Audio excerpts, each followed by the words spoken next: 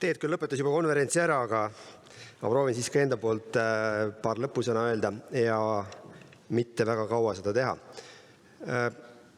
Värske emotsiooni poolt on hästi keeruline öelda, kas konverents õnnestus või mitte või kuidas ta õnnestus.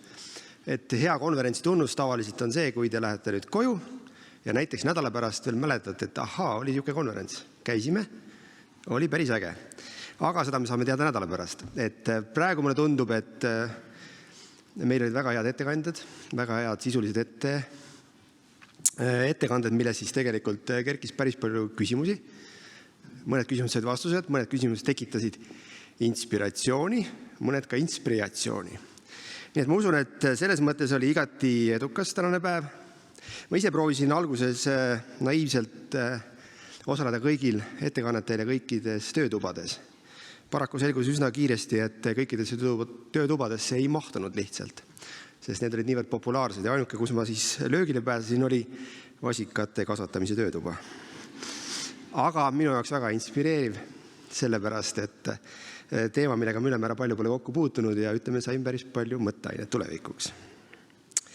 Nii, aga nagu konverentsile kohane, siis tegelikult lõppu ma tahaks öelda mõned tänusõnad. Kõigepealt loomulikult ettekandjatele, kõigile, kes tegelikult võtsid meie kutset kuulda, tulid kohale ja andsid oma panuse, et see on väga suur asi, et tegelikult oma ala professionaalid leiavad aega ja võimalust selliste konverentsidel rääkida. Ma usun, et see oli igati silmi avav ja mõtlema panev. Siis loomulikult maja ma tahan tänada. Vanemuine on olnud meile hea partner ja see Vanemuise tiim, kes tegelikult aitas kogu seda üritust korraldada, on väga heal professionaalsel tasemel, et kummardus ka teie poole, et kogu see valgustus, kogu see heli, et see ei juhtu iseenesest, siin taga on inimeste töö ja selle eest suured tänud. Toitlustajad.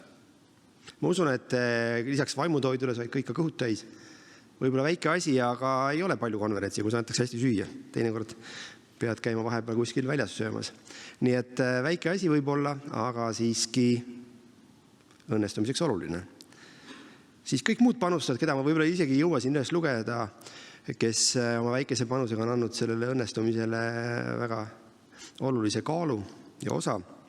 Ning loomulikult Priia tiim, kes kogu selle ürituse õnnestumisele aluse pani juba circa pool aastat tagasi. Ja Teet on täna kõige rohkem rääkinud ilmselt esinejatest ja Teetu te nüüd tunnete nägupidi ja mäletada kindlasti ka tulevikus ning Teetule suur aitäh selle eest, et sa Teet selle päeva meil lõpuni vedasid. Soovin teile head koduteed, soovin teile häid ideid ja mõtteid seoses selle konverentsiga, seoses nende teemadega, mis siit läbi jooksid ja loodan, et kui mitte enne, siis 25 aasta pärast kohtume jälle. Aitäh teile!